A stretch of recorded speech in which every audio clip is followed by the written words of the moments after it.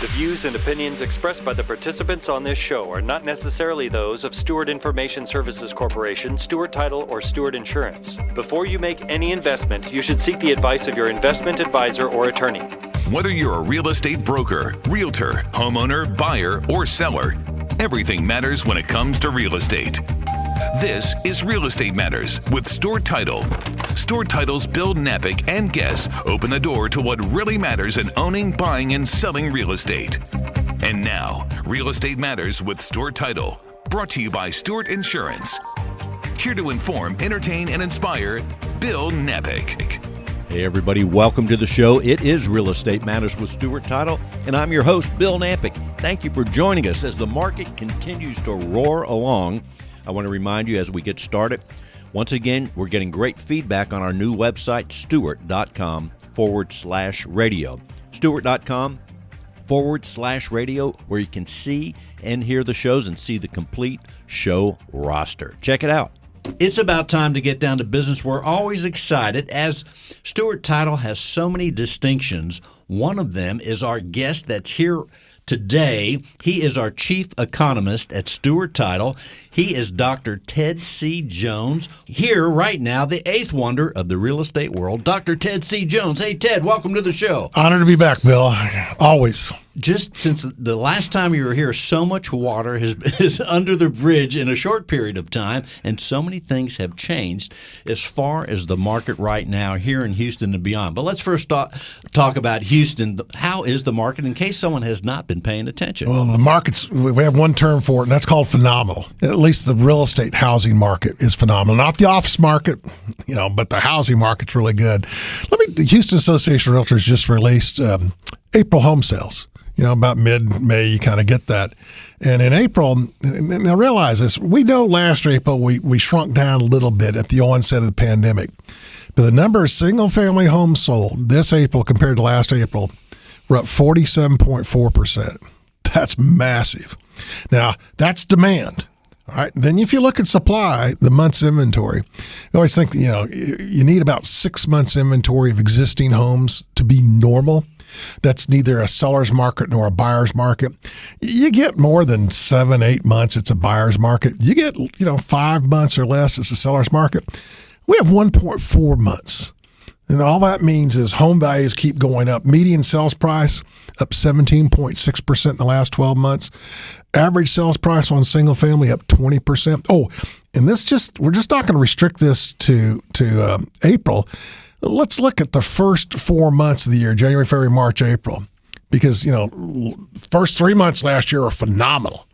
And our home sales in the first 4 months this year are 24.4% more than they were a year ago.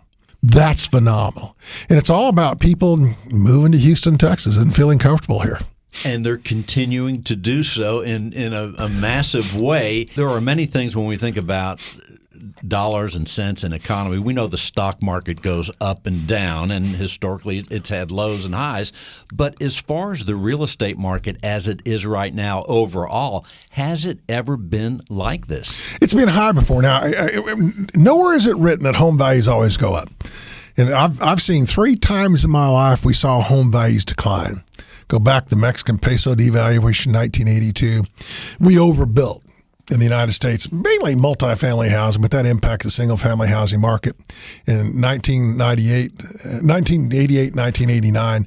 And then, of course, the housing bubble, when it burst, we saw home values nationwide drop. Some communities saw almost a 40 or 50% decline. We didn't see that here because we learned from previous ones about overbuilding. But home values won't always go up. It's all about supply and demand. And what we're seeing right now, we got a bunch of planets lining up that are making the demand for housing so much. One of them, for example, let's say you lived in Houston. Of course, we all want to live in, not all of us, but many people want to live inside the loop because we used to have to commute to work. Main office buildings around the loop or downtown. And all of a sudden, more than the last 14 months, this work from home phenomenon for many people has said, I don't have to live inside the Loop or just outside the Loop. I can move to Woodlands or Pearland or Sugarland Magnolia. or Katy. Magnolia. Tomball. Sure. And even if I have to be in the office, this new work from home thing, well, we don't think that we'll stay, away from the office forever. There's a lot of businesses now saying, you may have only 2 or 3 days a week in the office forever, because we've learned this works. And you're saying, well, just do the Woodlands. I'm willing to ride that shuttle in 2-3 days a week, and then I get my great quality of life out the Woodlands and lower home values too. A lot of bang for the buck in our surrounding major cities. They're no longer communities. Katy, Sugarland, Pearland, and the Woodlands. These are major cities unto themselves. Well, in fact, there are some people that have moved out to Katy, and now they're saying that's not far enough. I want to go a little bit further, and with the same psychology, get a little bit more, go further out, have some more space in terms of land, and even as far as the home goes. Yeah, incredible changes have been upon us right now. And, people are still coming to Houston. In fact, on the way to the station today, I saw a Maine license plate, and I thought, man, you're far from home. I saw a Maserati that had Montana plates on it just a few minutes ago, a brand new Maserati. So that's part of it. First of all, work from home is part of that phenomenon. And if you don't think this economy is good, and for those of you that lost your jobs and haven't got them back, it's not good. We're down to 8.2 million people who haven't got their job back out of 22.4 million people that lost their jobs.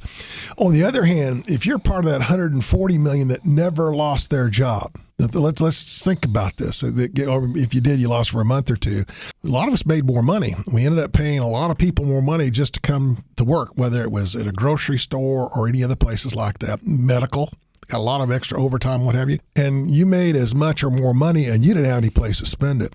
And one of the statistics that's staring us right now is from the Federal Reserve is we Americans, and this includes the poor people that lost their jobs, burned through their savings, and maxed out their credit. In fact, 5% of Americans dipped early into their retirement account just to exist the last 14 months, which is tough. But Americans as a whole have another $2 trillion in their checking accounts, in their savings accounts, in their pocketbooks, in their billfolds, in their purses. $2 trillion, and it's burning a hole in their pockets. And that's one of the reasons the economy is cranking up so much right now, is because people are saying, first of all, I feel safe going out finally after 14 months, whether they were herd immune or vaccinated or just saying I've had enough, one of those three things that's happening. And they're getting ready to go out. And we're seeing this. I don't know if you've looked at plane tickets, hotels. I can remember. And by the way, I've done 41 flights this year already, year to date. That's right. I want to remind people at this point, one of the things that you're doing, even last year with the pandemic, what we hear from you and the research that you do, it's not just here in Houston, Texas. You're out all over the United States. You're a frequent visitor to Alaska, so you have a feel for what's going on everywhere, in addition to the hours and hours of research you do way into the wee hours of the morning, Ted. And so what we're seeing is people around the country that are saying, I've had enough, I'm going out and I'm spending stuff. And that's one of the things you're seeing shortages right now in stores. Try to buy a new Ford F-150 pickup. This past week, I read one of the financial journals that you can sell like a year-old or 2-year-old Ford F-150 for what you paid for it.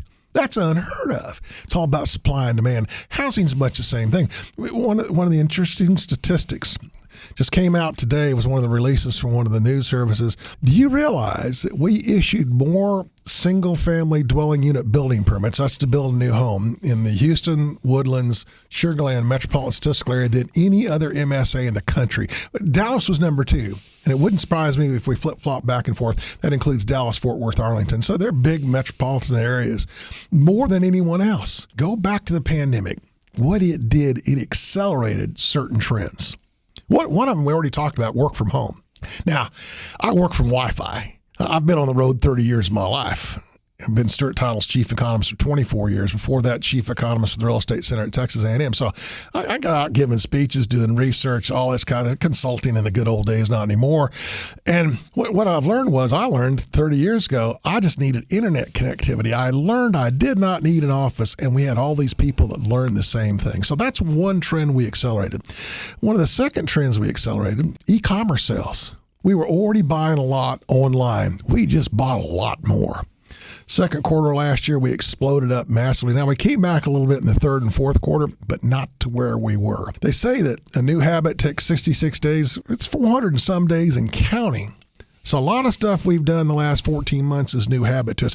One of those is eating out. One of the most influential restaurateurs in the world I've ever known, Tillman Fertitta. Think about our own Houston, Galveston, homegrown billionaire, owns the Rockets and everything else. He owns 600 restaurants. Tillman made a comment on CNBC this past year. He said, when we go back to new normal, he said, because we've been eating so much at home, he says, the normal new restaurant sales may only be 75% of what they were before. Business is adapting to these changes. You talk about how the new normal, we did old school stuff last year. We stayed at home.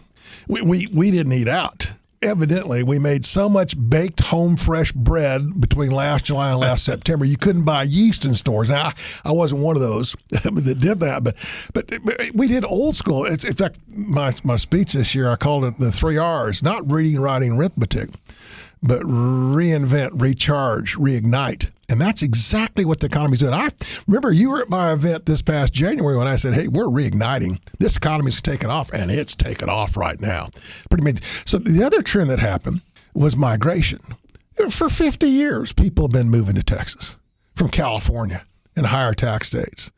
For 50 years, people have been moving out of New England, New York, Massachusetts, I like to call it that, Connecticut, New Jersey, probably to Florida, but the Sun Belt. This accelerated that trend. And remember, President Biden right now is talking about raising taxes. That'll accelerate it even more. You can't avoid federal income tax, but you can avoid state income taxes, which we don't have in Texas. And we'll see more and more people move from higher tax states into Texas as federal taxes are raised. And I think that is going to happen. Yes, people have been coming to Texas, and they're still coming. Let's talk just a second about Houston. They're still coming to Houston in big numbers. The question is, how long is this going to last? So, and let's take that just from our big fourth largest city, soon to be the third, as they say. How long will it last here in Houston? Is this going to continue forever, as you speculate? What's going to happen? No, nothing continues forever. As an economist, it's real easy to forecast current trends. Just keep that line going either up, down, or sideways, whatever it's doing. What's hard to forecast are those events that change those trends, like the pandemic. You saw that coming, right? By the way, I've talked about a pandemic for 10 years. So. You did, yes. So let's talk about what's going on. It's all about jobs. I guarantee you that people wouldn't be relocating here from California if they didn't have a job when they got here. We face this issue in Houston, Texas. Let's just talk about jobs, because this is worth mentioning. In the U.S., between February 2020 and April of 2020, we lost 14.7% of all jobs. In Houston, we only lost 11.6%. That's not bad. That's the good news. We didn't lose as many jobs. The bad news is the U.S. has gotten back 63% of those jobs. In Houston, we've gotten back only half those jobs we lost. But remember, in Houston, we not only face the same headwind of the pandemic, we're talking oil and gas. We saw oil at $16 a barrel April a year ago. $16 a barrel. Remember Dandy Don and Monday Night Football, turn out the lights, the party's over. Turn out the lights, the party was over in oil and gas. But let me give you the good news what's going on in oil and gas. Let's be honest about it. We're a much more diversified economy, but oil and gas are still major players in the Texas economy and the Houston economy in particular. Each spring, the Dallas Federal Reserve first quarter, winter, spring, they do a great big survey. And they survey all these producers in the different shale stratas, like Eagle Ford Shale or Permian, Midland or Delaware or other U.S. shale. And they say, all right, for you just to maintain the production in your existing wells, whether oil or natural gas, it takes a lot of maintenance. You just don't drill around and it runs forever. You got paraffin buildup and a bunch of other things and parts and what have you. What they're saying is right now, just to maintain production, and this is why it was so critical last April when it was $16 a barrel. Right now, and we'll just talk Midland, Permian. On average, you got to have $27 a barrel just to keep the current equipment running, according to the Dallas Fed's current survey. If you want to look at Eagle Ford, it's the cheapest of the bunch at $17 a barrel. But remember, we're at $16 a barrel. So even the cheapest oil in the country, you're losing money keeping it running for that last April. If you want to look at the other one and you want to look at what it costs to drill a new well, because new wells, that's where we need to go. We're looking at expanding rather than contracting. Eagle Ford, you got to have $46 a barrel, according to the producers that respond to this. In Permian Basin, in Midland, $46 a barrel. When I left the office, this past week, oil was flirting at $66 a barrel. So we're back, baby. Oil has come back. But I want to warn you on this one, because what we did, one of the trend in this thing, we changed how we do business. How does the oil industry survive? Going from $120 a barrel, almost $140 a barrel a couple of years ago, to $16 a barrel, and still remain in business. Everything else would be bankrupt.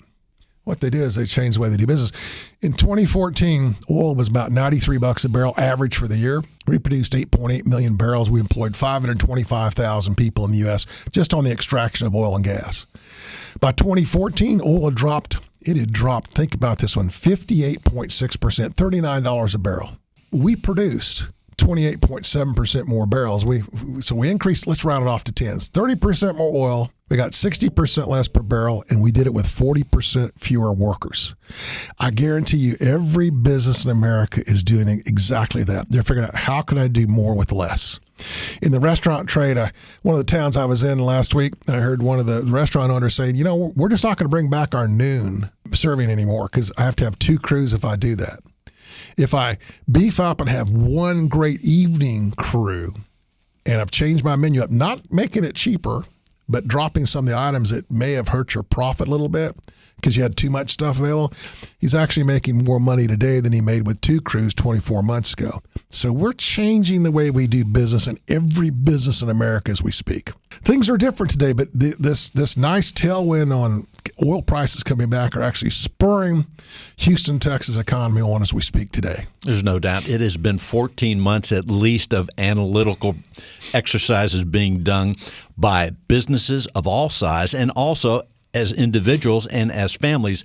We are talking with our chief economist at Stewart Title, Dr. Ted C. Jones, the eighth wonder of the real estate world. Also, it was about right at the beginning of the pandemic, I remember we're talking about shortages. We're experiencing shortages. You're talking about cars in so many things. It's fascinating, from certain consumable products, certain items, cars. This has been the 14 months of shortages, and it's almost like you throw the dart. What's going to be next that we're running short on? Computer chips, all these things.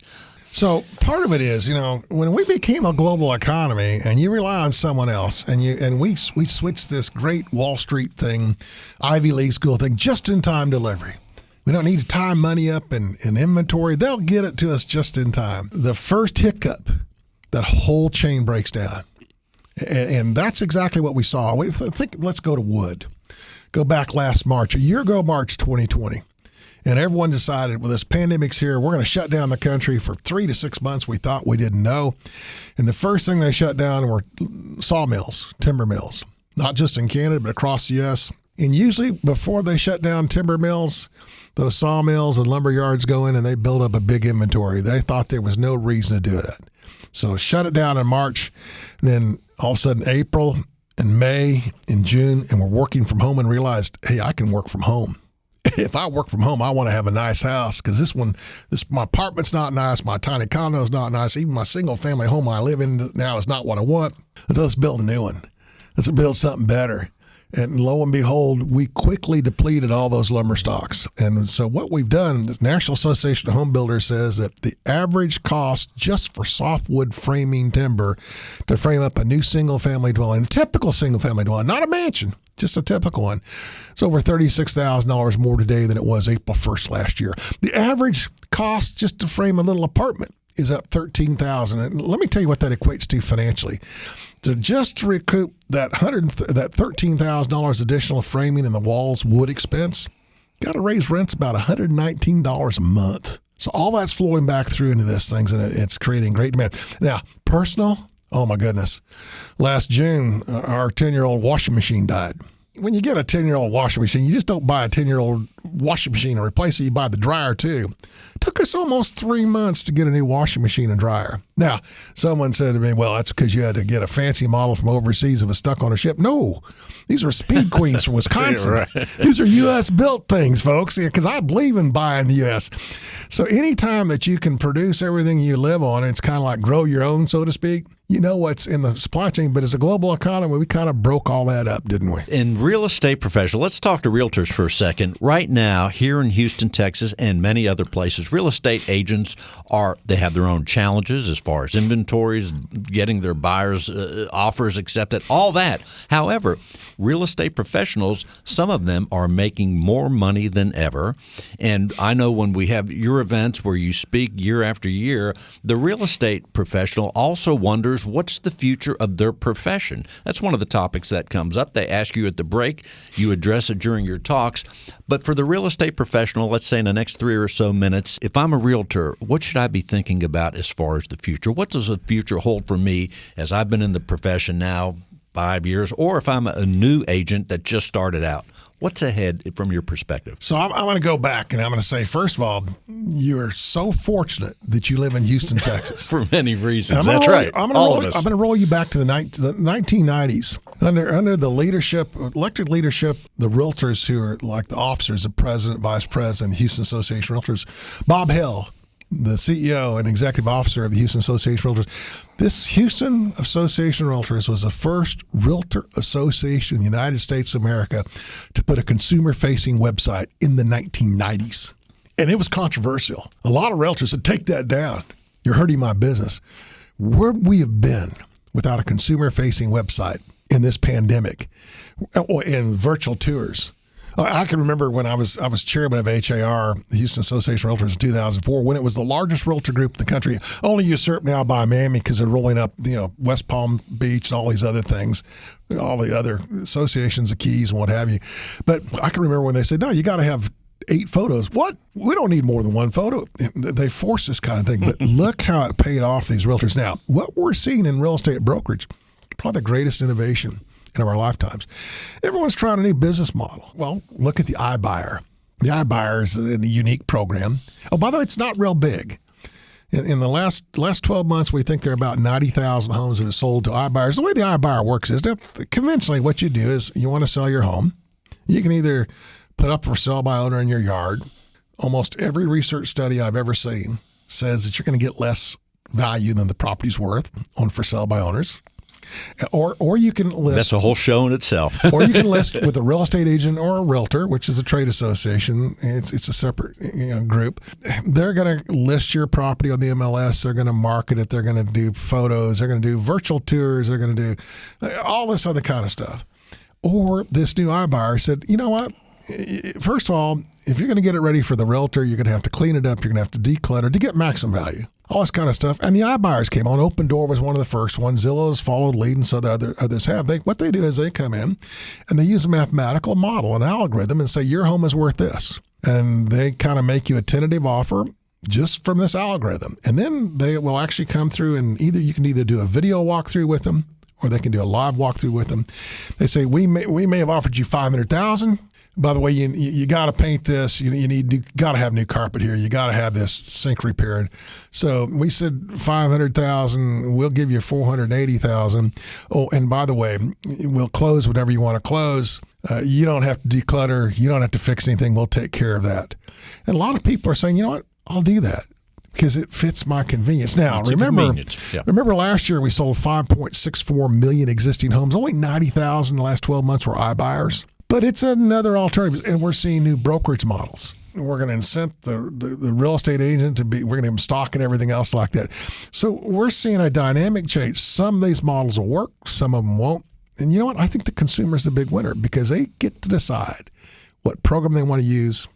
And remember this, real estate commissions are always negotiable. As you mentioned, HAR, the website right here, for those that might be outside of Houston and have not seen this phenomenal information platform, HAR.com. You will see that. It's incredible, some of the things that are there. We're talking with Dr. Ted C. Jones, our Chief Economist at Stewart Title. We're going to take a short break and come right back. Visit StewartInsurance.com or call 866-798-2827. Visit StewartInsurance.com or call 866-798-2827.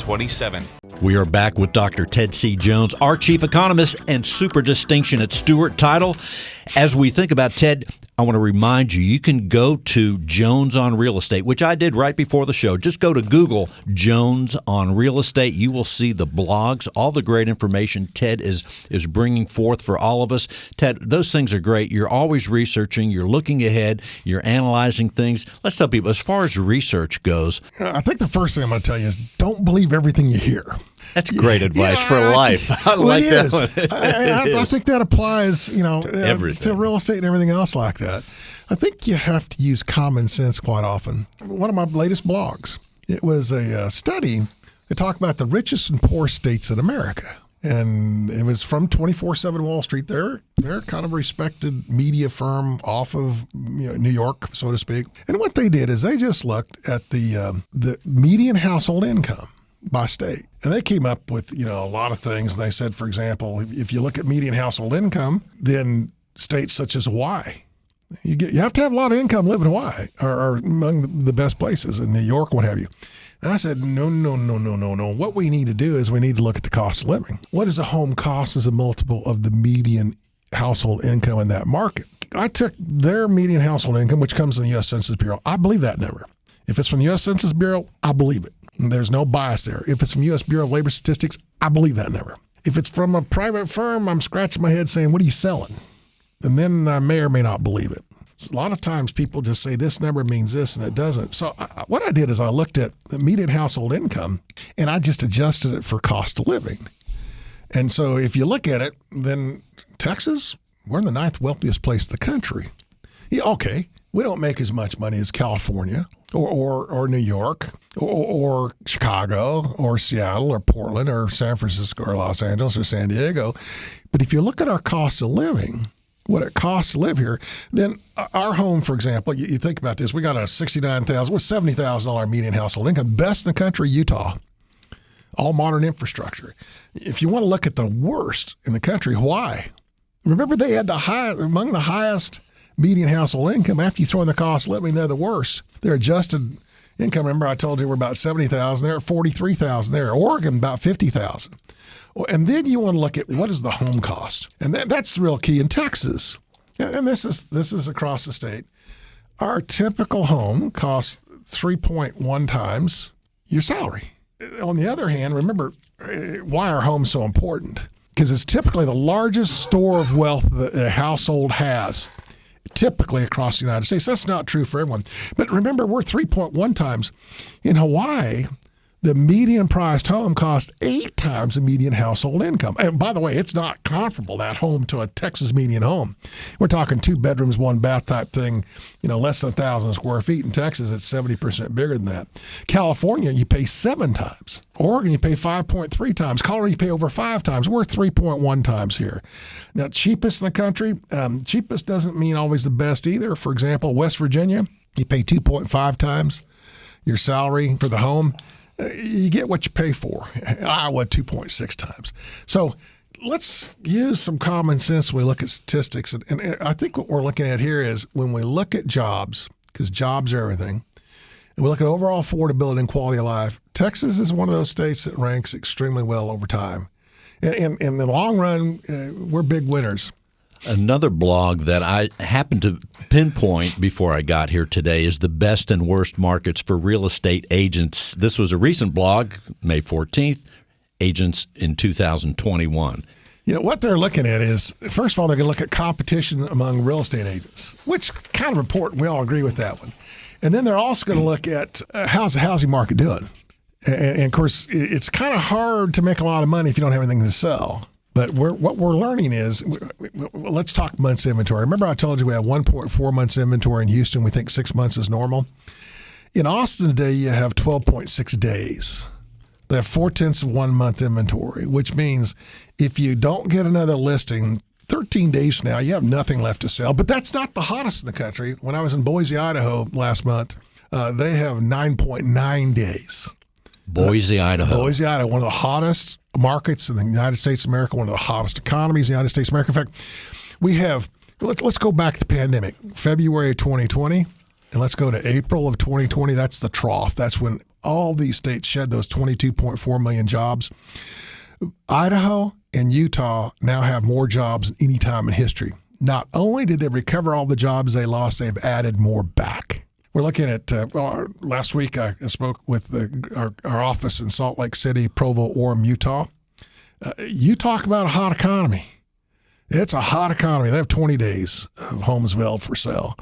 And of course, these are younger cities such as Provo, Orem, Fort Collins, Colorado, Boise, Idaho, Salt Lake City. They have new modern infrastructure. And corporate America loves that because they know they're not going to have to come in and pay a lot of income taxes and sales taxes and use taxes down the line to repair the infrastructure because it's new today. And so wherever there's tech, it's hot. And we're looking at, Silicon Valley, San Jose, San Francisco is way too expensive today. Oh, and we talked about this in the last segment, as federal income taxes rise, and we think they will under President Biden and he's told us up front what he wanted to do before he was elected. No surprise here. If Congress does pass that, I think you'll accelerate the exodus from high tax states into these lower tax states such as ours and Idaho and Nevada and Colorado and other states such as that. But still, there's only so many, I think 6 or 7 states that don't have the state income tax. So there's only so many places to go to. But then other than the factor of the state income tax, having it or not, there are other factors that come into play. But give us a quick word on one of your blogs there, May 4th, which is the best, where you have the title is Best and Worst States for Retirees. What's the thinking there? What they're looking at is, and this will surprise you.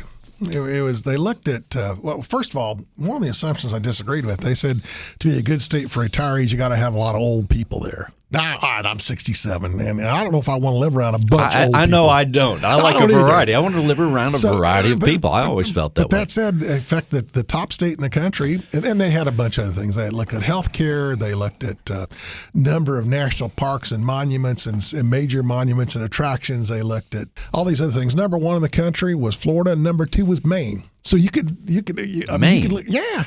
Well, Acadia National Park, one of the top 10 visited national parks. If you haven't ever been there, it's up near Bar Harbor, or as they say, that Bahaba, and you need to go and look at it. So, a lot of people like the cold climates. I'm not one of those.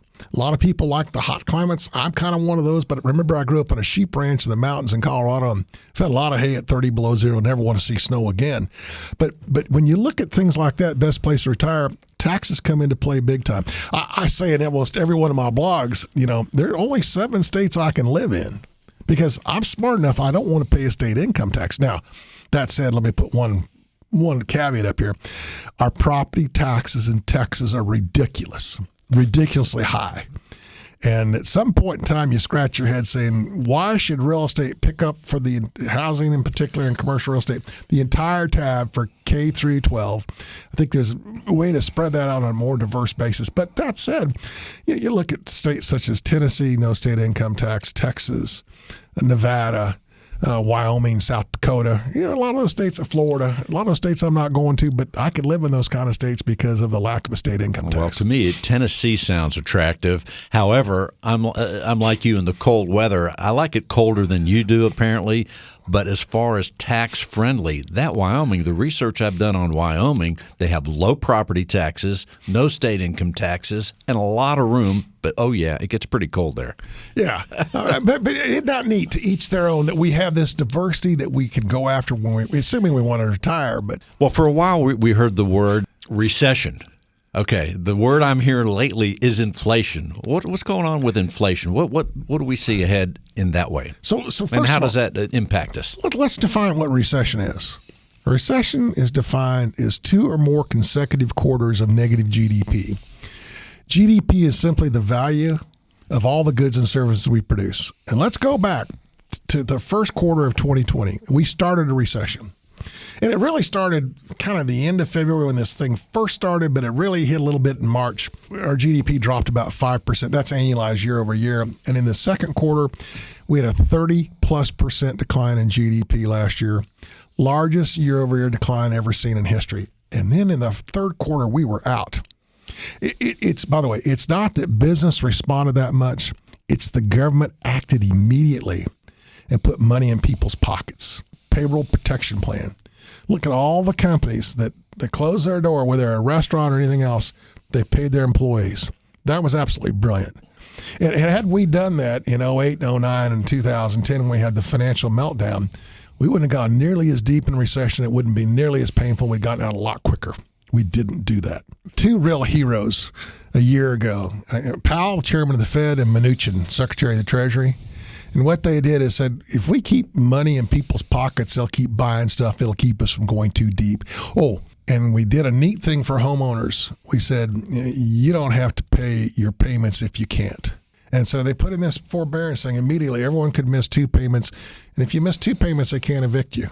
And then they can't charge interest, and they can't damage your credit. And then we had these forbearance programs you could work out with your lender, whether it was if your loan was held by Fannie Mae or Freddie Mac, the two government-sponsored entities, or a lot of banks did it otherwise.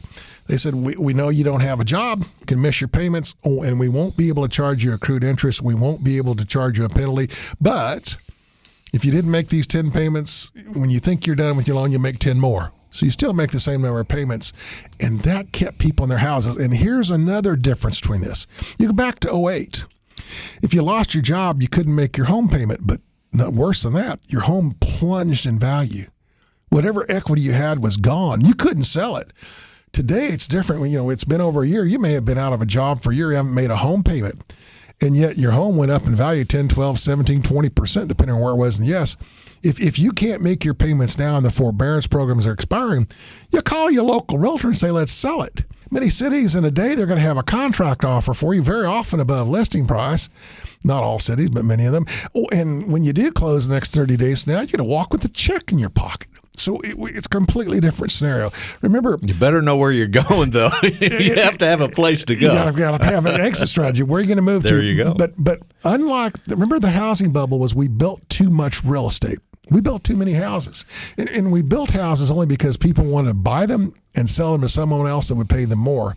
This gain right now is not a bubble. People buy a home either to live in or to rent. And as a result, it's sane. It's sustainable demand. And that's the key. Our big issue is we can't build enough homes. Since the bubble burst in the housing market in 08, because we built too many, we're about 4 to 8 million homes short in the U.S., whether they're condos, apartments, or houses. And as a result, demand continues to outstrip supply and prices continue to rise. And I'm going to add there's a third category. It may be a small category because there's such a premium on the home right now. I think there may be a few people out there that want to buy a home just to have an extra one because they're so darn valuable and in demand right now. Well, and that's what if you look at the 08 downturn when we had too many homes, mainly too many single-family homes because that's what people were making a lot of money on, we created a whole new commercial class of real estate, single-family rentals. And now we're seeing corporate America, Wall Street, saying they're buying billions of dollars of single-family rentals. Their whole community is being developed just to rent. Because, and let's look at our millennials. As they've waited later in life to become married or form households, they want to live like they lived as a kid, but they don't have the equity of the down payment. Our millennials and Gen Zs have been beat up more by these roller coaster ride. Think about it. If you became a millennial in 08, you suffered through that, and then you're suffering through this again. So you didn't get the down payment generated. But you want to live in a single-family home. Single-family rentals are a hot commodity. Remember, a single-family rental can be your second home you just talked about. Okay, inflation. Inflation. Quick word. I talked about that. Inflation means we got more money than things to buy, which means we bid it up. And let's see name me one thing that costs less today than a year ago. If you name me one thing, there might be one or two, but not many. It's all going up. No, it's our demand is outstripping supply. It's all about supply and demand, and that's sustainable. Our big concern is we talked about that $2 trillion Americans have in their pockets more today than they had a year ago. They're going to spend this. And if there's fewer things to pick from, it's just like houses, we're going to bid them up. Just like vehicles, used cars are seeing all-time record prices because you can't buy a new car. As a result, everything costs more. Everything's costing more today. But my classic example, all right, I lived in Houston now for 24 years. I can remember my wife and I like to garden. We buy a lot of Texas hardwood mulch or native Texas hardwood mulch at the garden supply centers. And you think about this kind of stuff, that hardwood mulch stuff. I can remember when I first moved to Houston, I could go get 5 bags for $8. And about 5 years ago, I got 5 bags for $10. 2-3 years ago, I got 5 bags for $12.50, and this year it's 5 bags for $15. That's inflation. The mulch barometer is It's a here. mulch That's barometer, right. that's right. Indeed. Interest rates. Well, Where are they going? No place but up. As inflation takes off, I guarantee your rates rise. The good news is, for the last 4 weeks, according to Freddie Mac, every Thursday they come out with the average conventional mortgage rate. In other words, if you applied for a loan, you got successful, here's what they said your rate would be. We've been below 3%. We hit an all-time low in January, the first week this year, 2.65%. We're heading back into the mid-threes. In fact, Freddie Mac says we're going to go into the fours this year. It'll be intriguing to see where we end up. What else should we know? It's a great time to be in Texas and other states. I'm going to throw in some other states. You mentioned Tennessee, Florida. We're seeing people move into these states. And not only are they moving there, they're bringing their businesses in many circumstances. We looked at commercial real estate sales. We plunged last year in the third quarter. Everyone had uncertainty. Why would I buy commercial real estate? It dropped almost 53% nationwide. In the fourth quarter, we were only down about 10%. And part of that was, there was 2 reasons. Part of it was people were saying, the stock market scares me to death. I'm not going to buy a bond. Why would I buy a 10-year treasury last year? Last August, a year ago, if you got a 10-year treasury, it's going to yield 0.52% per year, 0.5% per year. You tied up your money for 10 years. Why would you do that? If you have inflation, real estate historically has performed as well as inflation, sometimes outperforming it. I'm a big believer of real estate. I believe it's a great time to overweight in real estate. Oh, and if you wanted to buy commercial real estate, and you say, I don't have $1 million to buy that building, go after a real estate investment trust, REITs, traded on the New York Stock Exchange, many of them, or the NASDAQ. What they do is they own real estate or mortgages. I think you can buy $100 worth of stock or $100 million worth of stock. And REITs have one real advantage over most corporate structures.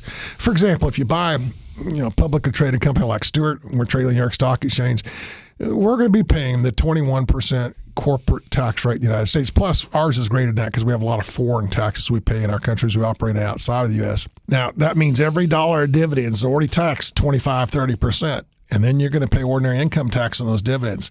On REITs, real estate investment trusts, they have to distribute 95% of their income every year tax-free to their shareholders. So when you get it, you haven't paid that tax on it, which means you're getting a little bit higher yield. Now, you're going to have to pay ordinary income tax on it, but what a great way to do it. Take a look at real estate investment trusts. Not all are created equal. My favorites on real estate investment trusts right now are industrial properties. Everything that you buy from e-commerce that doesn't come from a Main Street storefront comes from an industrial property.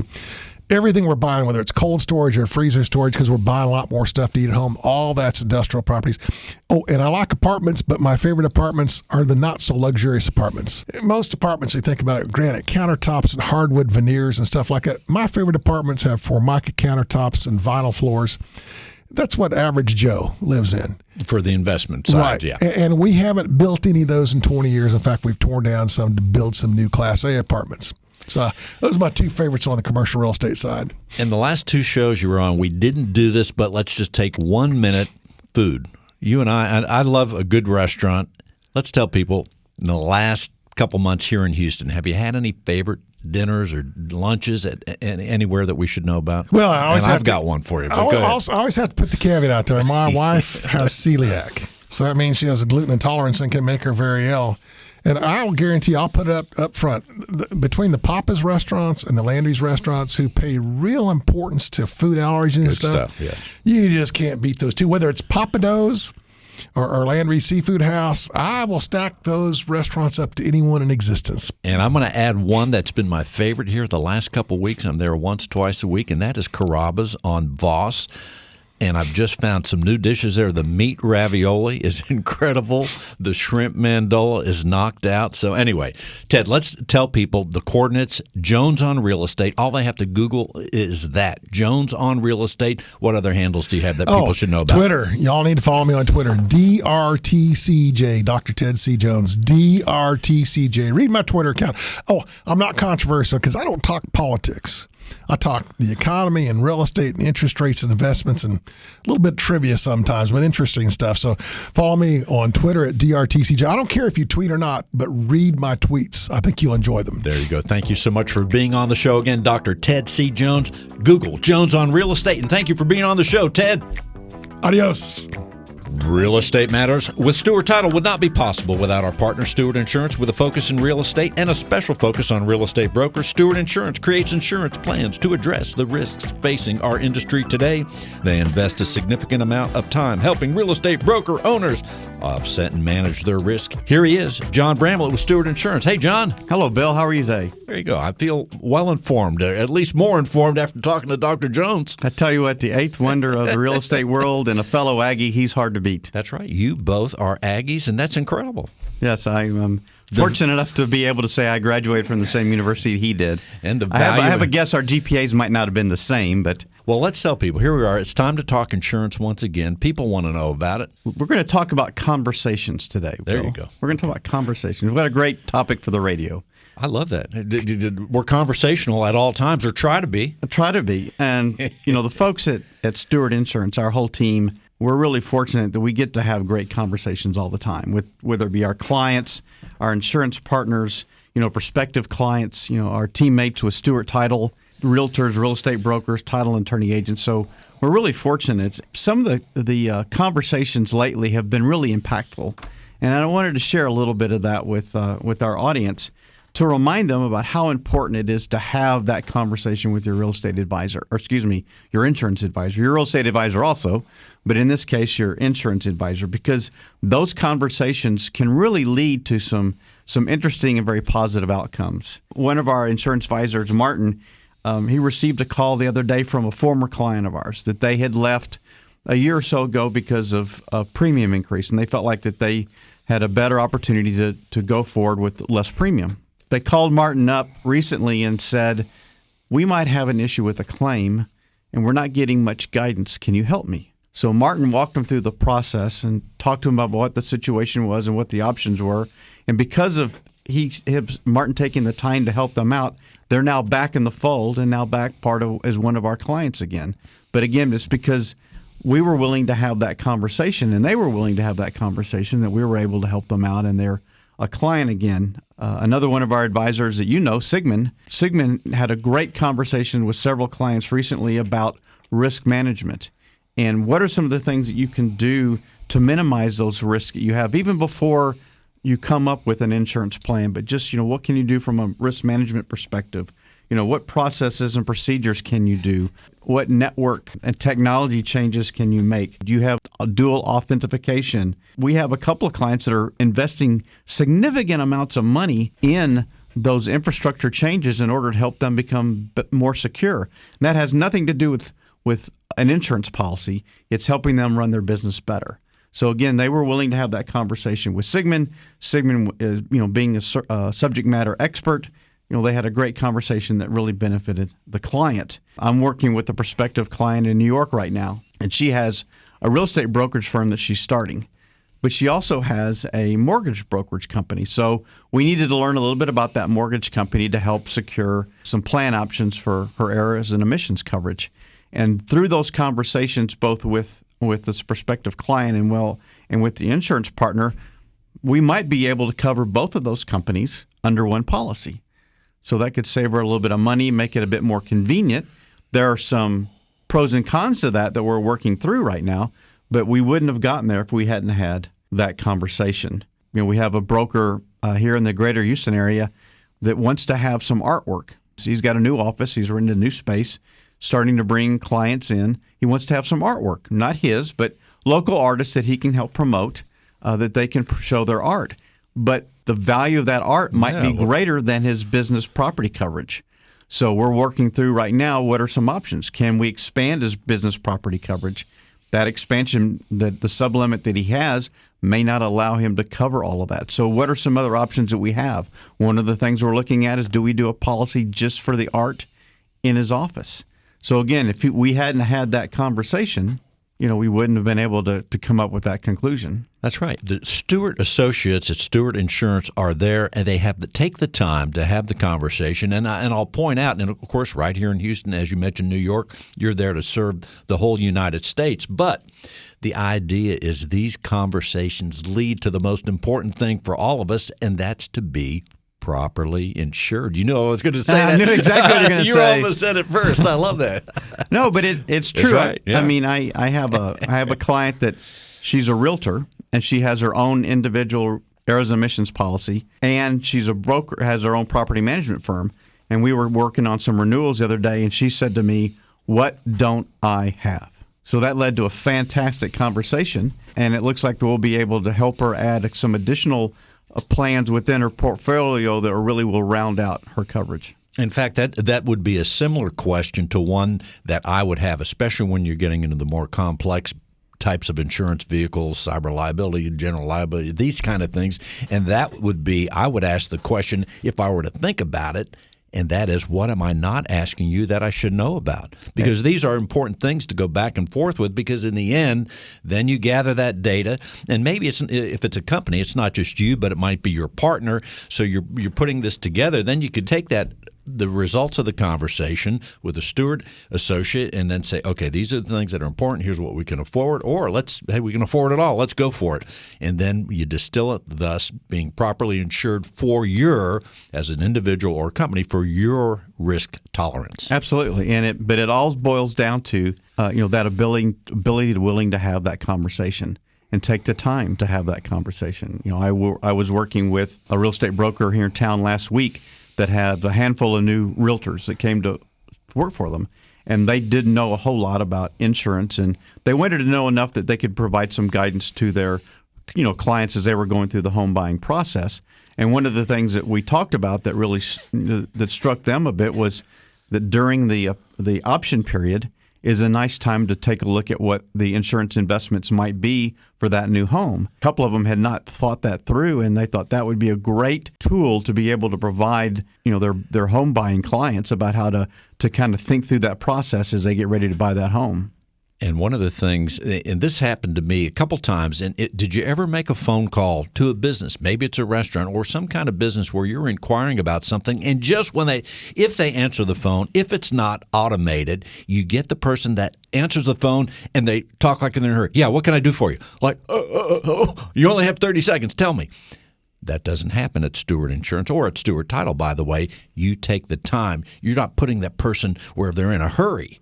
No, absolutely. I hate that when that happens. No, we want our clients and our prospective clients to feel like that when they're having a conversation with us, they're the only person that matters. They're the only organization that matters. That our sole focus is going to be on that time, on that individual or that organization. So when that conversation is done, one, they're amazed that this was an insurance conversation, and two, they walked away empowered that whatever the decision they made, they're confident in that decision, which ultimately leads to being properly insured. And before we close, John, what else should we know?